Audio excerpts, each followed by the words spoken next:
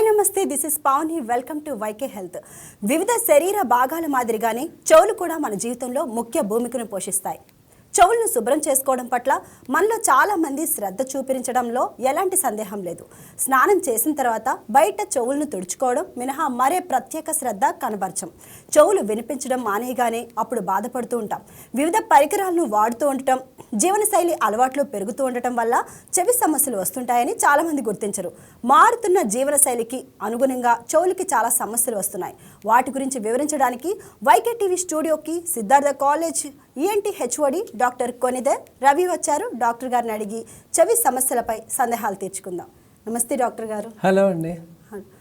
సాధారణంగా చెవులో అసలు ఎలాంటి సమస్యలు వస్తూ ఉంటాయి? మనకి ప్రభుత్వ హాస్పిటల్కి వచ్చే చెవికి సంబంధించిన కేసులు ఒక 100 మంది పేషెంట్లు వస్తే వాళ్ళల్లో కనీసం 60 మంది చెవి సమస్యలతోనే వస్తున్నారు. వీటిల్లో వీళ్ళకి చెవిలో చీమ్ కారటం, చెవిలో నొప్పి, ఫంగస్ ఇన్ఫెక్షన్స్, ముఖపక్షవాతాలు, తర్వాతనేమో చిన్నపిల్లలు ఏదన్నా ఫారిన్ బాడీస్ అంటే ఏదన్నా చిన్న ఆబ్జెక్ట్స్ తెలియకుండా పేపర్లు కానీ పెన్సిల్ టిప్స్ కానీ చిన్న చిన్న బీట్స్ కానీ పెట్టుకొని వస్తుంటారు. ఇవే కాకుండా కొంతమందికి పెద్దవాళ్ళలో డయాబెటీస్కి సంబంధించి వాళ్ళకు కూడా చెవిలో కురుపులు వచ్చి ముఖపక్షవాతం వచ్చి తీవ్రమైన జబ్బుకు లోనవుతూ ఉంటారు. సో వీటిలో చాలా మనకి కామన్గా వచ్చేది ఏంటంటే చెవిలో చీమ్ కారటం అనేది ప్రధాన సమస్యగా వస్తున్నారు. దేనికంటారు అసలు అలా? ఈ చెవిలో చీమ్ కారటం, చెవిలో నొప్పికి కారణాలు ఏంటంటే ఫస్ట్ మనం ఎలా స్టార్ట్ అవుతుందంటే చిన్నపిల్లల్లో జలుబు స్టార్ట్ అవుతుంది. ఈ చలికాలంలో వైరస్ ఇన్ఫెక్షన్స్ వల్ల పిల్లలకి సాధారణంగా ఎడినాయిడ్స్ అని ముక్కు వెనకాల భాగంలో ఉంటాయి. అవి మన ముక్కుకి చెవికి కనెక్షన్ పైప్ని బ్లాక్ అవటం వలన చెవి లోపల మధ్య చెవిలో ఉండే ప్రెషర్ని బ్యాలెన్స్ అవ్వకుండా వాటికి చెవిలో ఇన్ఫెక్షన్ అంతా అంటే జలుబు ద్వారానే ఇన్ఫెక్షన్ చెవికి కూడా ఎగబాకి చెవిలో నీరు నిండి ఆ పోయేదారి లేకుండా చెవికి బాగా తీవ్రమైన నొప్పి, మందులేం వాడకపోతే నెక్స్ట్ స్టేజ్లో బెజ్జం పడిపోయి చీంగారుతా వస్తుంటారు. ఇవి క్రానిక్ స్టేజ్. మందులు వాడకుండా ఉండేసరికి ఏమవుతుందంటే లోపలంతా డిస్ట్రాయ్ అయిపోయి పెద్ద బెజ్జాలుగా ఏర్పడి మనకు వస్తుంటారు. చెవులో చీమ్ కారుతున్నప్పుడు ఎటువంటి జాగ్రత్తలు తీసుకోవాలంటారు? చెవిలో చీమ్ కారుతున్నప్పుడు ఏంటంటే ఇంటి దగ్గర తల్లి ఎటు పిల్లలకి వాళ్ళకి సంబంధించిన పైన చెవిని నీట్గా చిన్న మెత్త టవల్ పెట్టి తొడవటం కానీ లేకపోతే చిన్న బడ్స్ పట్టేంత వరకు క్లీన్ చేయాలి. ఇవి లేకుండా ఇంకా కారుతూ ఉండి పిల్లలకి జలుబులో ఉంటే తక్షణమే మీకు దగ్గరలో ఉన్న ఎక్కడైనా ఈఎన్టీ డాక్టర్స్ని సంప్రదిస్తే వాళ్ళు క్షుణ్ణంగా పరిశీలించి చెవిలో చీమిని క్లీన్ చేసి స్వాబ్స్ ద్వారా కానీ లేకపోతే కనుక సక్షన్ ద్వారా కానీ క్లీన్ చేసి ఇయర్ డ్రాప్స్, యాంటీబయాటిక్స్, నొప్పి తగ్గించే టాబ్లెట్స్, జలుబు టాబ్లెట్లు వాడి ఒక 10 days కనుక వాడితే కనుక మనకి చెవి తీవ్రతని నొప్పిని కాపాడుకోవచ్చు. ఇంకా దీర్ఘకాలం పాటు చెవిలో చీమ్ కారుతూనే ఉంటే ఏం చేయాలంటారు? చెవిలో దీర్ఘకాలంగా కారుతుంటే కనుక ఒకటి మనం అక్కడ చెవిని క్షుణ్ణంగా పరిశీలించినప్పుడు చెవి గోబుల బెజ్జం పడి ఉంటుంది. సో ఆ బెజ్జం పట్టడం అనేది చాలా అంటే ఈయన మందులు సరిగ్గా వాడకపోవడం వల్ల, నిర్లక్ష్యం ఉండటం వల్ల పెద్ద బెజ్జాలు పడి వినికిడి లోపం, లేకపోతే కనుక ఇంకా సమస్యలు పెద్దదైపోయి వాళ్ళకి కళ్ళు తిరగటం ఇవన్నీ వస్తాయి. చెవిలో మోత వస్తుంది, తర్వాత వినికిడి లోపం వస్తుంది. వీటికి ఏంటంటే చెవి చీమ్ కారటం అనేది న్యూసెన్స్. పబ్లిక్ చెవులు దూది పెట్టుకోవటం ఇవన్నీ ఇబ్బంది కాబట్టి వాడుకుంటా ఉంటారు. ఇదంతా న్యూసెన్స్ గా ఉంటుంది. కాబట్టి మెడికల్ ట్రీట్మెంట్ కొంతకాలం వాడి తగ్గకపోతే కనుక ఆ బెజ్జాన్ని మనం ఆపరేటివ్ ప్రొసీజర్ ద్వారా దాన్ని పూడ్చవచ్చు. డాక్టర్ గారు, అసలు ఎక్కువ ఎవరికి చెవిలో బెజ్జం పడుతుంది? ఏ సమస్య ఉన్న వాళ్ళకి పడుతుంది? ఇది యూజువల్ గా చిన్నపిల్లల్లో చెవిలో చీమ్ కారటం అనేది చాలా కామన్ గా వస్తాయి. ఎందుకంటే కనుక వాళ్ళు ఈ జలుబు చేసినప్పుడు తగు జాగ్రత్తలు కనుక తీసుకోకపోయినా, లేదా మనకి ఇదివరకు రోజుల్లో బాగా అంటే ఇళ్లలో ఒక 5-6 ఎక్కువ మంది ఒకే ఇంట్లో ఉండటం వల్ల, వెంటిలేషన్ లేని పర్పస్లో ఉండటం వల్ల, ఇమ్యూనిటీ తగ్గటం వల్ల, న్యూట్రిషన్ తగ్గటం వల్ల, తరచూ వైరస్ ఇన్ఫెక్షన్స్ వల్ల వీళ్ళలో ఎక్కువగా చెవి ఇన్ఫెక్షన్స్ వచ్చే అవకాశం ఉంటుందన్నమాట. చెవిలో చీమ్కి శాశ్వతంగా మీరు ఎలాంటి ట్రీట్మెంట్ చేస్తారు? అంటే ఈ మనకు వచ్చే గవర్నమెంట్ హాస్పిటల్లో చాలా వరకు వాళ్ళు అడ్వాన్స్డ్గానే వస్తున్నారు. చెవిలో చీమ్ బెజ్జాలు పడిపోయి వస్తున్నారు. వీటికి మన ఆరోగ్యశ్రీ ద్వారా చాలా చక్కగా వీటికి టింపనోప్లాస్టీ అని, మాస్టోడెక్టమీ అని మేము చేసే ఆపరేషన్లో 100లో దాదాపు 40-50% కేసులు ఇవే ఉంటాయి. సో వీటిని మనం ఈ ఆపరేషన్ ద్వారా మనం వాళ్ళకి చెవిని శాశ్వతంగా ఎండిపోయేట్టుగా చేయటం, ఫ్రీ ఆఫ్ డిసీజ్ అనమాట. అలాగే వినికిడిని సరిచేయటం, దీనివల్ల కూడా వాళ్ళ శాశ్వత నివారణ పొందొచ్చు. ఓకే. సో చాలా మంది డబ్బులు ఎఫెక్ట్ చేయలేని వాళ్ళు ఉంటారు, ప్రైవేట్ హాస్పిటల్కి వెళ్ళలేని వాళ్ళు ఉంటారు. ఇలాంటి వాళ్ళు గవర్నమెంట్ హాస్పిటల్కి వెళ్తే వాళ్ళకి అడ్వాన్స్డ్గా ఎటువంటి ఎక్విప్మెంట్స్ ఉంటున్నాయి, ఎలాంటిది గవర్నమెంట్ ప్రొవైడ్ చేస్తున్నారు? నేను ఇచ్చే సలహా ఏంటంటే ప్రభుత్వ ఆసుపత్రుల్లో అన్ని సదుపాయాలు ఉన్నాయి మన దగ్గర. అంతా టీచింగ్ ఫెసిలిటీ బ్రహ్మాండంగా ఉంటుంది, మంచి ఫ్యాకల్టీ ఉన్నాము, ఇక్కడ మంచి ఎక్విప్మెంట్ కూడా ఉంది. ప్రజలందరూ కూడా ప్రభుత్వ పరంగా వైద్యం చేయించుకోవడానికి నేను ఎప్పుడైనా ఇన్వైట్ చేస్తుంటాను. వీళ్ళకి సాధారణంగా మనకున్న అడ్వాన్స్డ్ ఇన్స్ట్రుమెంట్స్, ఆపరేటివ్ మైక్రోస్కోప్స్ మన గవర్నమెంట్ హాస్పిటల్లో చాలా బ్రహ్మాండంగా ఉన్నాయి, ఎక్విప్మెంట్ కూడా చాలా బాగుంది, మేము కూడా చాలా ఎక్స్పీరియన్స్డ్గా ఉన్నాం. సో వీళ్ళందరూ కూడా ఆరోగ్యశ్రీ ద్వారా చక్కగా ఉన్నాయి, పైసా ఖర్చు లేకుండా చక్కగా వాళ్ళు ఆపరేషన్కి చేయించుకొని ఒక 1 వీక్ చక్కగా మంచి ఫుడ్ ఇస్తున్నారు, తర్వాతనే మంచి సర్వీసెస్ ఇస్తున్నారు. సో ప్రజలందరూ, పేద ప్రజలందరూ, మధ్యతరగతి ప్రజలందరూ అందరూ కూడా దీన్ని మనం చక్కగా ఉపయోగించుకోవచ్చు. సో ఈ గవర్నమెంట్ హాస్పిటల్, ప్రభుత్వ ఆసుపత్రిలో అన్ని సదుపాయాలు అనిపించింది. విజయవాడ ప్రభుత్వ హాస్పిటల్ ఇది రాష్ట్రంకే తలమానికమైంది కేంద్ర సెంటర్గా. సో చాలా రకాల పేషెంట్లు, మాకు ఎక్కువ లోడ్ పెరుగుతుంది, చక్కగా వాళ్ళందరికీ త్వరితరీతిన మేమన్నీ సర్జికల్గా చేస్తున్నాము. ఫ్యాకల్టీ కూడా మంచి ట్రైనింగ్ ఇస్తున్నాము, పీజీ ట్రైనింగ్ సెంటర్ వచ్చింది మాకు ఇక్కడ. సో వాళ్ళు కూడా చాలా బెనిఫిట్ పొందుతున్నారు. సో మీకు క్రిటికల్గా అనిపించిన ఏదైనా కేసు ఉందా చెప్తారా? క్రిటికల్గా అనిపించే కేసులు అంటే సాధారణంగా చెవుల చీమే కాకుండా ఒక్కోసారి ఏంటంటే మధ్యతరగతి ఆడవాళ్ళు అంటే 20 to 40 years వాళ్ళకి ఈ గోబకి సంబంధించిన ఎముకల్లో ఒకటి బిగుసుకుపోవటం వల్ల వాళ్ళకి వినికిడి తగ్గుతుంది. వాళ్ళకి స్టెపిడాటమీ ఆపరేషన్స్ అని మేము ఈ మధ్య స్టార్ట్ చేయటం చాలా చక్కగా రిజల్ట్స్ వస్తున్నాయి. చాలా మంది కూడా రిలీఫ్ అవుతున్నారు, పైసా ఖర్చు లేకుండా ఎక్కడెక్కడో నుంచి రిఫరల్స్ వస్తున్నాయి మాకు, అవి చాలా బాగా రిలీఫ్ అవుతున్నాయి. అలాగే కాకుండా ముఖపక్షపాతం కేసులు కూడా వస్తున్నాయి, అంటే ఫేషియల్ నర్వ్ పెరాలసిస్, అంటే వాళ్ళకి ఈ చెవుల చీంకారి వాళ్ళకి పెరాలసిస్ రావటం వల్ల వాటికి కూడా మేము నెర్వ్ని ఎక్స్పోజ్ చేసి నెర్వ్ని డీకంప్రెషన్ చేసి ముఖపక్షపాతాన్ని కూడా ట్రీట్ చేస్తున్నాం. ఇవే అరుదైన కేసులుగా చెప్పుకుంటున్నాం. ఈ మధ్య కాలంలో ఎక్కువగా యంగ్ పీపుల్స్లో చూస్తూ ఉంటున్నాం మనం, ఎప్పుడు చూసినా హెడ్స్ ఫోన్స్ పెట్టుకొని సాంగ్స్ వింటాము, ఎక్కువ వాల్యూమ్ పెట్టేసుకొని, లేదు అంటే ఎక్కువ ఫోన్ మాట్లాడుకోవడమో చూస్తుంటాం. సో అలాంటివి చేస్తే ఎటువంటి ప్రాబ్లమ్స్ వస్తాయి, ఎటువంటి జాగ్రత్తలు తీసుకోవాలి? ఒకటి, మనం ఈ బ్లూటూత్లు పెట్టుకునేటప్పుడు చాలామంది కుర్రకారంతా కూడా అవి సాధారణంగా చెవికి పట్టే సైజులు వాడకుండా ఓవర్ సైజు బలవంతంగా నెడుతుంటారు. నెట్టడం వల్ల చెవిలో ఉన్న ఈ చెవి కెనాల్ అంటారు దీన్ని, అది బాగా ఎర్రబాడిపోయి పూతలాగా వచ్చేసి ఇన్ఫెక్షన్ గురవుతుంది, అదొకటి. రెండోది ఏంటంటే చెమటకి ఉండటం వల్ల ఫంగస్ ఇన్ఫెక్షన్స్ వచ్చే అవకాశం ఉంటుంది. మూడోది ఏంటంటే హై ఫ్రీక్వెన్సీ సౌండ్స్ ఎక్స్పోజ్ అవటం వల్ల మెల్లిమెల్లిగా వినికిడి లోపం వచ్చే అవకాశం ఉంటుంది. సో అది చిన్నపిల్లల్లో, పెద్ద వయసు వాళ్ళల్లో ఏ విధంగా ఉంటుంది అంటారు? ఈ చిన్నపిల్లల్లో ఏంటంటే ఈ వినికిడి లోపం అనేది వీటి వల్ల రాదు, కానీ లాంగ్ స్టాండింగ్ ఎక్కువ సౌండ్స్ ఎక్స్పోజర్ అంటే మోర్ దాన్ 60 decibels కనుక మనం ఎక్స్పోజ్ అయ్యి more than high frequency sounds పెట్టడం వల్ల మెల్లిమెల్లిగా వాళ్ళలో ఉన్న అతి సున్నితమైన కణజాలం దెబ్బతిని మెల్లిగా వినికిడిపోయే అవకాశం ఉండొచ్చని మా రిఫరల్స్, ఆర్టికల్స్, తర్వాత జర్నల్స్లో ప్రూవ్ చేయగలిగాం. కొందరిలో చూస్తాము చాలా దీర్ఘకాలంగా అనిపిస్తుంది అంటారు, 50 నుంచి 70 సంవత్సరాల వరకు. సో వారికి ఆ చెవి నొప్పి తీవ్రంగా ఉంటుంది అని అంటారు, కారణాలు ఏంటి? సో 50 నుంచి 70 వయసు వాళ్ళకి సాధారణంగా డయాబెటీస్ ఉండటం వల్ల ఈ డయాబెటిక్ బాడీలో ఉన్న pH అంతా మారిపోయి వాళ్ళకి కొన్ని రకాల బ్యాక్టీరియల్ ఇన్ఫెక్షన్స్ చెవిలోనే ఉత్పత్తి అయ్యే అవకాశం ఉంటాయి. ఇవి చెవిలోనే కాకుండా చెవి చుట్టుపక్కల ఉన్న స్కల్ బేస్ అంటారు, వాటికంతా పాకిపోయి ఈ చెవికి సంబంధించిన అడుగు భాగం, పుర్రె భాగంలో ఉన్న ఇన్ఫెక్షన్ అంతా వచ్చేసి దాని చుట్టూ నరాలు గనక దెబ్బతినే అవకాశం ఉంటుంది, ముఖపక్షవాతం కూడా వచ్చే అవకాశం ఉంటుంది. సో ఇండియాలో డయాబెటీస్ అనేది ఒక హబ్గా మారింది, డయాబెటీస్ హబ్ అంటారు ఇండియాకి. సో ఈఎన్టీ డాక్టర్స్కి ఈ మ్యాలిగ్నెంట్ ఆర్టైటిస్ ఎక్స్టర్నా అంటే ఒక 50 నుంచి 70 ఏళ్ళ వయసు వాళ్ళకి కామన్గా డయాబెటీస్ ఎక్కువ అవటం వల్ల, చెవులు పొలలు పెట్టి తిప్పటం వల్ల, షుగర్ ఉండటం వల్ల వీళ్ళకి ఇన్ఫెక్షన్ అంతా కింద చెవి అడుగు భాగం పాగిపోయి చెవికి సంబంధించిన నరాలు, దాని చుట్టుపక్కల ఉన్న ముఖపక్షవాతం ఇవన్నీ వచ్చే అవకాశం ఉంటుంది. వాళ్ళని మనం సరిగ్గా త్వరితగతంగా ట్రీట్మెంట్ ఇవ్వకపోతే కనుక డెత్ అయ్యే ప్రమాదం ఉంటుంది. సో వీటికి చాలా జాగ్రత్తగా ఫిజిషియన్, తర్వాత న్యూరాలజిస్టు, ఈఎన్టీ సర్జను, కళ్ళ డాక్టర్లు, తర్వాత న్యూరో సర్జన్స్ అందరూ కలిసి ట్రీట్మెంట్ ఇవ్వాల్సిన బాధ్యత ఉంది దీనికి. సో చాలామంది కాటన్ బడ్స్ పెట్టుకొని తిప్పుతూ ఉంటారు, అదొక రోజు వారి అలవాటు అయిపోద్ది వాళ్ళకి. సో అలాంటి వాళ్ళకి లోపల నరాలు తెగిపోతాయి అంటారా, కట్ అయిపోతాయి అంటారా? అట్లా ఏమి ఉండదు, కానీ ఈ మన చెవి లోపల పల్చటి చర్మం డ్యామేజ్ అయిపోయి ఇలా నేను ఇప్పుడు చెప్పాను డయాబెటీస్ పేషెంట్లో కనుక వాళ్ళు పుల్లలు అతిగా తిప్పటం వల్ల సున్నితమైన చర్మం దెబ్బతిని అంటారు మాకు బాగా దురదలు వచ్చేసేస్తాయి, అందుకే మేము ఎక్కువ అలా యూజ్ చేస్తున్నాం అని చెప్పి. ఒకటి హ్యాబిట్ ఉండటం వల్ల, రెండోది వచ్చేసరికినేమో వాళ్ళు కాన్స్టెంట్గా బయటికి వెళ్ళి పొల్యూషన్ వల్ల కూడా డస్ట్ ఏర్పడి తర్వాత ఇచ్చింగ్ ఉండి దురదలుండి చెమటలు పెట్టి ఇంకా తుడుచుకోవాల్సిన పరిస్థితి ఉంటుంది. మనం డైలీ సహజ సిద్ధంగా రోజు స్నానాలు చేస్తుంటే కనుక రోజు చేతులతో శుభ్రం చేస్తే ఏముండదు. అసలు రోజు ఎలా శుభ్రం చేయాలంటారు? యూజువల్గా వెరీ సింపుల్ అమ్మా. మనకి స్నానం చేసినప్పుడు చెవులు మనం వేళ్ళు అనేది కొంత భాగం వరకు వెళ్తాయి, అంతవరకు మెల్లిగా తిప్పుకొని మెల్లిగా టవల్ పెట్టి తుడుచుకుంటే చాలు. ఎటువంటి మనం ప్రోబ్స్ వాడాల్సిన అవసరం లే, ఎనీ జాన్సన్ బట్స్ కానీ అలాంటివి ఏం వాడక్కర్లేదు. చిన్నపిల్లలకి ఎలా క్లీన్ చేయాలంటారు? చిన్నపిల్లలకి యూజువల్గా మనకి సహజ సిద్ధమైన వ్యాక్స్ అనేది వస్తుంది.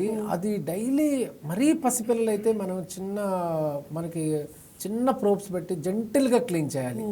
లేదా ఎవ్రీ 6 monthsకి ఒకసారి ఈఎన్టీ డాక్టర్ని కలిస్తే వాళ్ళు చక్కగా క్లీన్ చేసి కాటన్ క్లాత్ తో మెత్తటి టవల్ పెట్టి పైన వరకు తొడవాలి, కానీ గట్టిగా రుద్దకూడదు, రబ్ చేయకూడదు. ఎందుకంటే చెవిలో చిన్న పిల్లలని చెవి నిర్మాణం కూడా చాలా సెన్సిటివ్గా ఉంటుంది, నిర్మాణం తక్కువగా ఉంటుంది మనకి. సో ఈ సున్నితమైన చెవి భాగాలు గబక్కన మనకు అప్రోబ్ పోయి గుచ్చుకున్న గోపకి దెబ్బతినే అవకాశం ఉంటుంది. చెవులో ఫంగస్ వ్యాధులు ఎలా వస్తాయి, వాటికి నివారణ ఏంటి? చెవులో ఫంగస్ ఇన్ఫెక్షన్, మన ఇండియా అనేది ఈ ఒక టెంపరేట్ జోన్, ఈ జోన్లో చెమటలు ఎక్కువ పడుతుంటాయి. మన సౌత్ జోన్లో ఈ పనిచేసేవాళ్ళు బయట ఓపెన్ అవుట్డోర్లో పనిచేసేవాళ్ళు కానీ, స్టూడెంట్స్ కానీ, లేకపోతే రైతులు కానీ, వాళ్ళందరూ కూడా ఏంటంటే చెమటలు పట్టే అవకాశం ఉంటుంది. కాబట్టి ఆ ఇన్ఫెక్షన్స్ వల్ల pH మారిపోయి ఫంగస్ ఇన్ఫెక్షన్స్ వచ్చే అవకాశం ఉంటుంది. ఈ ఫంగస్ ఇన్ఫెక్షన్ వచ్చినప్పుడు మనకి పాచిలాగా పట్టి దురదలు వచ్చి రావటం, తర్వాత ఒక క్రీమ్ లాగా ఉంటుంది ఆ సబ్స్టెన్స్ అంతా, దాని అంతా ఉంటుంది, చిన్న చిన్న ఫిలమెంట్స్ ఉంటాయి. అవి ఈఎన్టీ డాక్టర్ దగ్గరికి వచ్చి క్లీన్ చేయించుకొని దానికి సంబంధించిన యాంటీ ఫంగల్ డ్రాప్స్ కనుక వాడితే కనుక దీన్ని నివారించవచ్చు.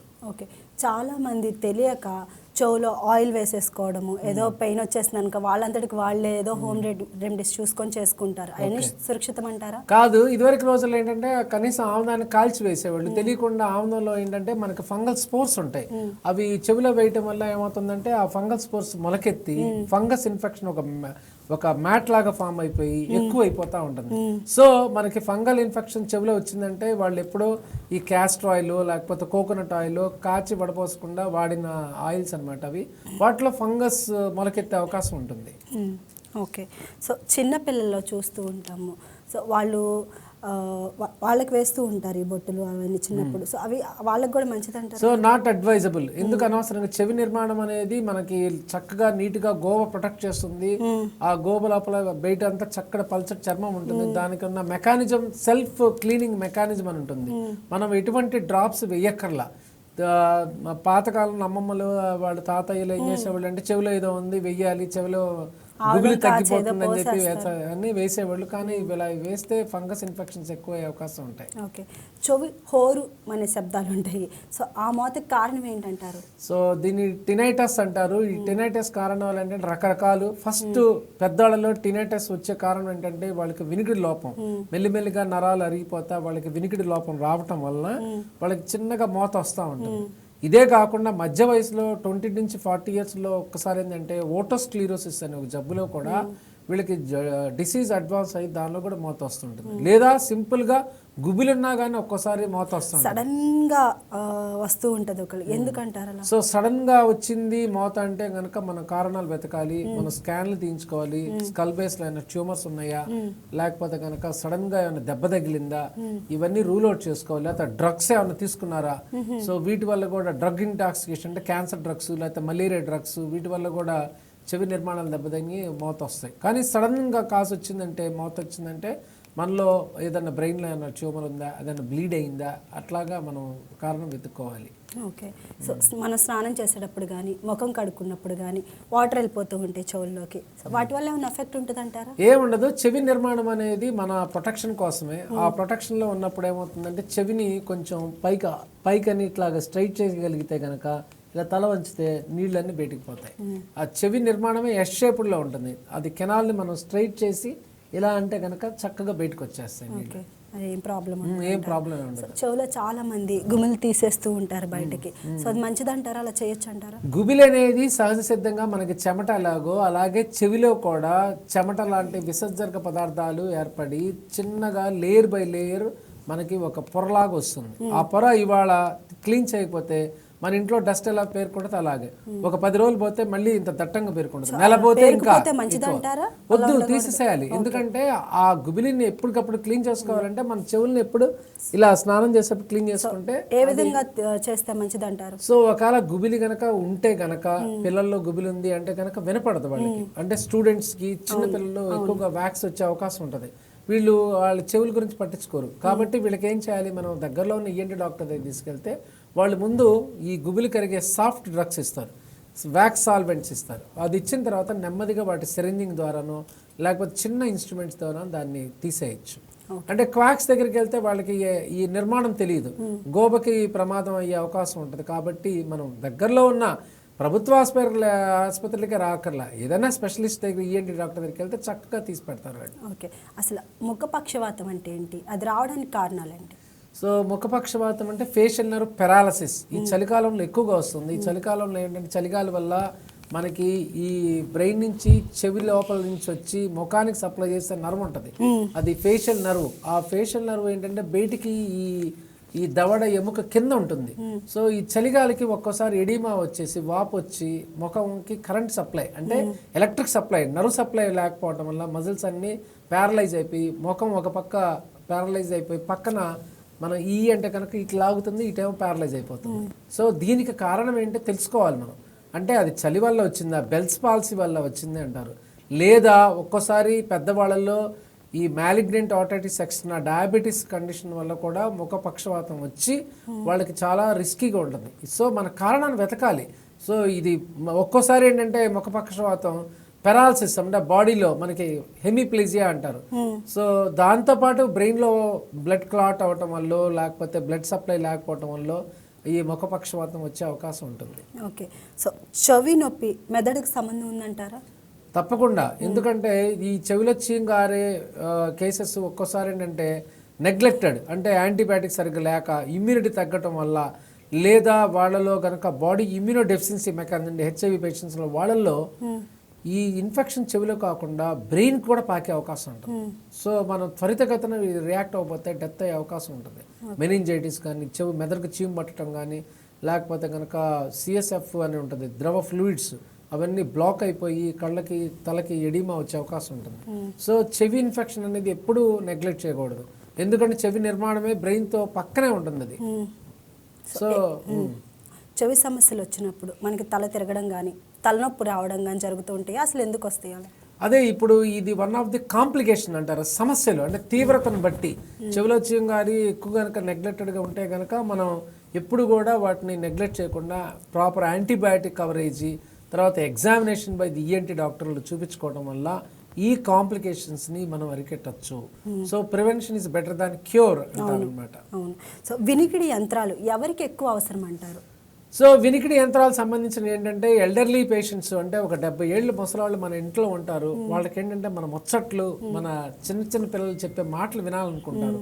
వాళ్ళకి ఏంటంటే హై ఫ్రీక్వెన్సీ హియరింగ్ లాస్ అంటే వాళ్ళకి ఇప్పుడు మన రామ అనే పదం చాలా కామన్ వర్డ్, అది వినపడదు కానీ కొన్ని కాంప్లికేటెడ్ వర్డ్స్ వినిపిస్తాయి. ఆ కన్ఫ్యూజన్ లో వాళ్ళు ఏంటంటే ఏదో వినపడినట్టుగా ఉంటారు వాళ్ళు పాపం పెద్దవాళ్ళు అమాయకంగా.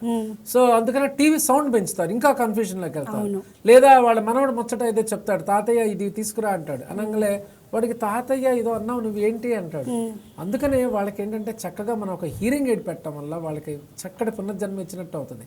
హీరింగ్ ఎయిడ్ పెట్టుకోవడం అంటే నామోషి అనుకునేవాళ్ళు ఇదివరకు కాదు, అది చాలా అవసరం.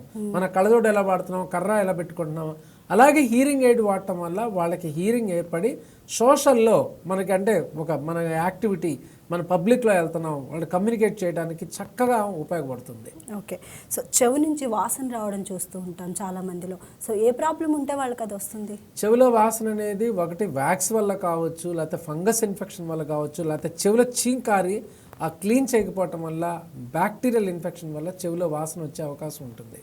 ఓకే, చెవి నొప్పి ఉన్నప్పుడు సో వేడి నీటి కాపు పెట్టడం మంచిదంటారా? ఎవరైనా చెవి నొప్పి లోపల గోబ గనక వాస్తే గనక ఏదో మనకి నెమ్మదిగా నొప్పి తగ్గడానికి చిన్నపిల్లలకి తెలియకుండా మన మదర్స్ ఏం చేస్తారు, వేడి అన్నాన్ని ఒక గుడ్డలో చుట్టేసేసి మెల్లగా అత్తుతారు. అలా చేయటం వల్ల ఏంటంటే కొంచెం హాయిని ఇస్తుంది. కానీ ఎగ్జాక్ట్ ట్రీట్మెంట్ అది కాదు. ఎగ్జాక్ట్ ట్రీట్మెంట్ అంటే యాంటీబయాటిక్స్, నొప్పి తగ్గే టాబ్లెట్స్, జలుబు తగ్గే టాబ్లెట్స్, ముక్కుకి డ్రాప్స్ వేయటం, వీటి వల్ల చాలా వరకు ఆ నొప్పిని నివారించవచ్చు. ఓకే. సో చెవి నొప్పి వచ్చినప్పుడు, ఏమైనా ఇన్ఫెక్షన్స్ వచ్చినప్పుడు మనిషిలో ఫీవర్ వస్తుంది మనం గమనిస్తే, ఎందుకంటారు అలా? సో చెవి ఇన్ఫెక్షన్ అనేది మన బాడీ ఇన్ఫెక్షన్ మొత్తంతో సంబంధమైంది. చెవికి ఒక్కటికే కాదు, అంటే మనకి బాడీలో వైరస్ ఇన్ఫెక్షన్, బ్యాక్టీరియల్ ఇన్ఫెక్షన్, జ్వరం, జలుబు, వీటన్నిటినీ మొత్తం సిస్టమిక్ ప్రాబ్లం అన్నమాట. సో ఈ సిస్టమిక్ ప్రాబ్లం చెవితో ఉంది కాబట్టి జ్వరం కూడా వచ్చే అవకాశం ఉంటుంది.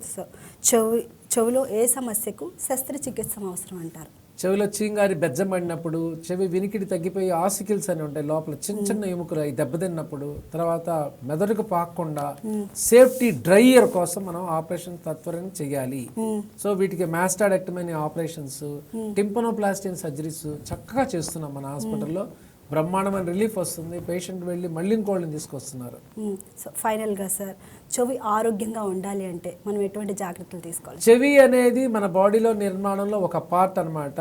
మనకి జలుబు చేసినప్పుడు చక్కగా దానికి కొంచెం వేడి నీళ్ళలో విక్సేసి ఆవిరి పట్టడం, ముక్కులో డ్రాప్స్ వేసి జలుబు లేకుండా చూసుకోవటం, చెవికి దిబ్బడి లేకుండా ముక్కుని ఇలా పట్టుకొని మనం ఉబ్బించడం, లోపల చిన్న చిన్న ప్రికాషన్స్ తీసుకుంటే చెవి ఇన్ఫెక్షన్ రాకుండా మనం కాపాడుకోవచ్చు. Okay, thank you so much sir, చాలా మంచి విషయాలు చెప్పారు. థ్యాంక్ యూ అమ్మా, థ్యాంక్ యూ. ఈ అవకాశం ఇచ్చినందుకు ఈ ఛానల్కి, వైకే నెట్వర్క్ చాలా ధన్యవాదాలు. మేము గవర్నమెంట్ హాస్పిటల్లో ఎన్నో కేసులు చేస్తున్నాం, చక్కటి క్లిష్టమైన కేసులు కూడా చక్కగా చేస్తున్నాం. ప్రజలందరూ ఈ యొక్క అవకాశాన్ని ఉపయోగించుకోవాలని నేను మీడియా తరఫున. Okay, thank you sir, thank you so much. So ఇది ఇవాల్టి వైకే హెల్త్ ప్రోగ్రామ్. మరొక ప్రోగ్రాంలో మళ్ళీ కలుద్దాం. That's all for now. Keep watching YK news Telugu వారి గుండె చప్పుడు.